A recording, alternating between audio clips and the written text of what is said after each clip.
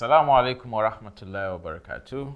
I am Dr. Ibrahim Duba, the author of this book, The Social Science of Muhammad sallallahu alaihi wasallam. And this is the second episode of us discussing the content of this book. Today we are going to discuss what is mindfulness and what is the equivalent of mindfulness in Islam. And I hope that after watching this, you will never consider praying 5 times a day as a chore again. You look forward to it because you will have realized the benefits inherent in it. Other than the benefit for the hereafter, you're obeying Allah, and Allah is going to reward you for obeying Him in the hereafter. There are benefits also in this world. So, the benefits of mindfulness was documented in a report, and Dan Harris wrote a book, 10% Happier, where he mentioned one of the benefits. It was a Harvard MRI study which studied people who practice mindfulness for 8 weeks visibly had changes in their brain. The gray matter became thicker. That is, the physiology changed for only 8 weeks. Now, if I tell you something, you say, I've been doing this thing for decades. So that is what mindfulness can do in 8 weeks. Now, not only that, the areas of the brain that handles decision making improved. Also, the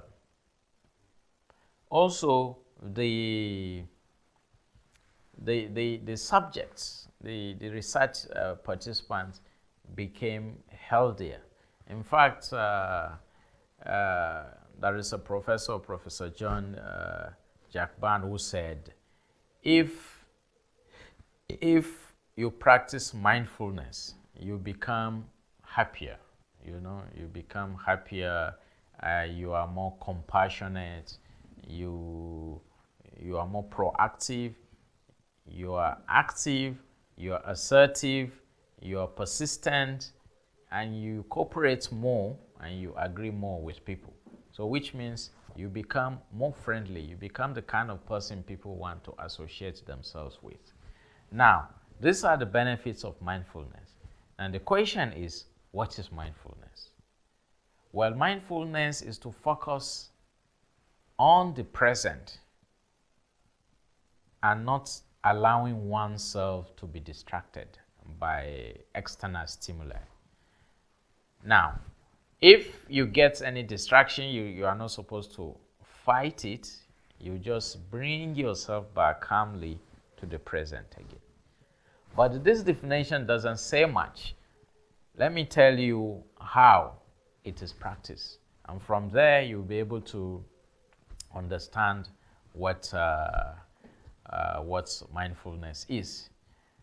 Many scholars, many scientists, and many gurus, experts have given different technique on how to do mindfulness meditation.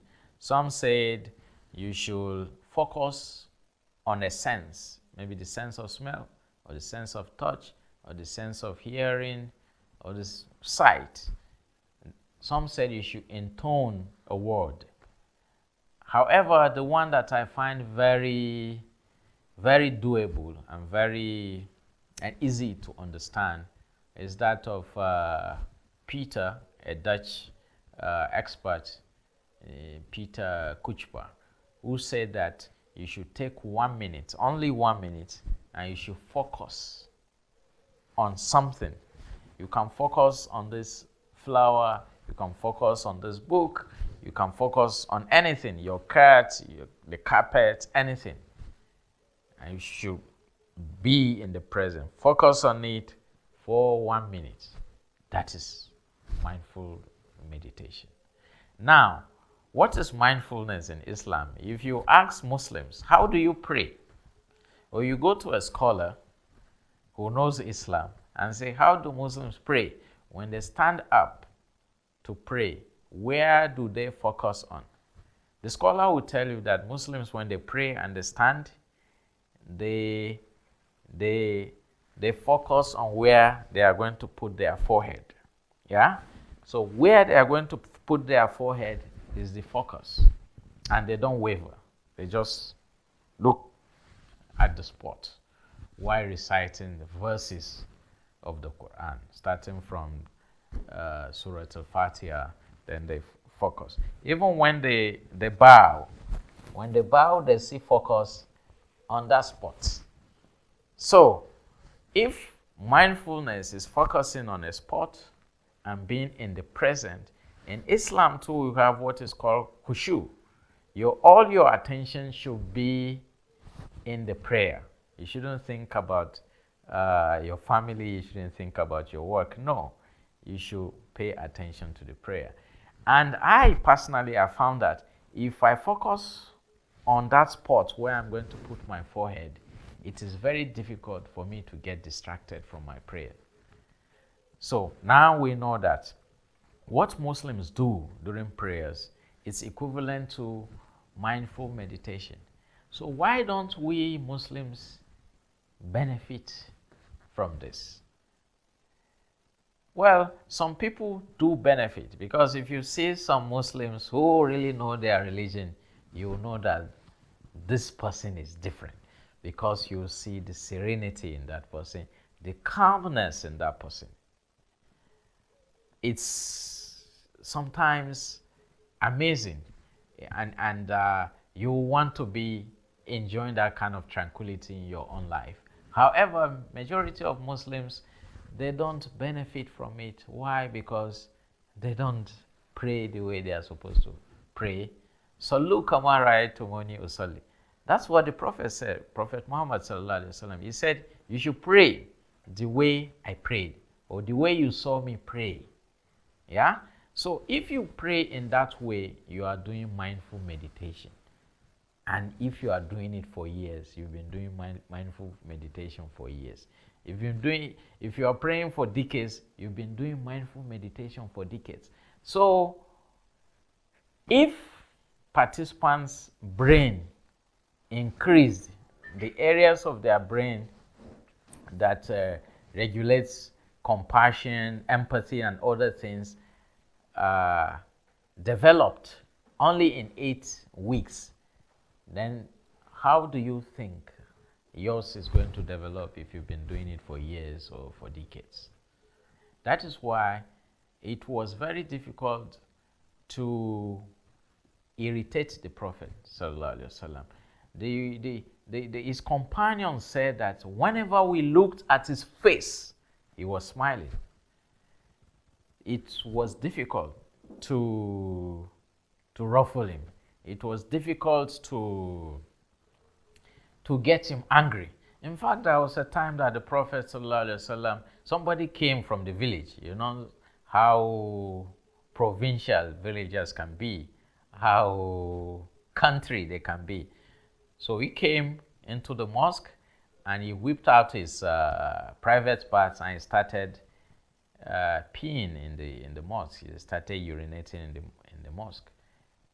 And the companions of the Prophet were quite disturbed, were angry with him, and they wanted to deal with him. And the Prophet stayed their hands and said, allow him to finish. He said, allow him to finish, because he had not finished, obviously. So allow him to finish. And when the man finished, he condemned the people who condemned him for doing a condemnable act and prayed for the Prophet. You know, imagine somebody comes to your house. He didn't greet you, he starts peeing in your house. How will you react? Now, before you answer, that person goes to your mosque or your church and does that in front of you.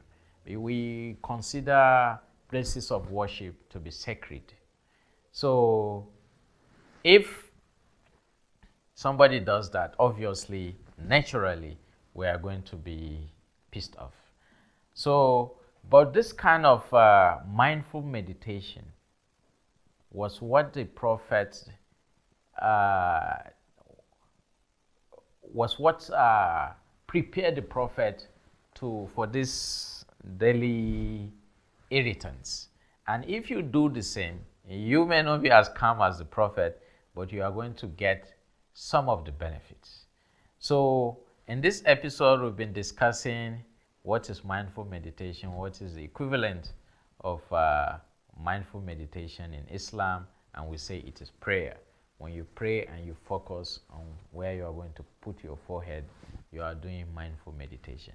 And if you do this for 8 weeks, you will see a remarkable difference in your compassion, in your proactivity, in your persistence, in your cooperation with others, and in your agreeableness, and in your conscientiousness.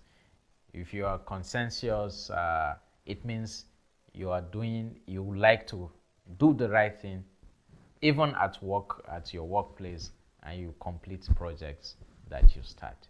So we are going to go for a short break. When we come back, we'll continue about prayers and mindfulness in Islam.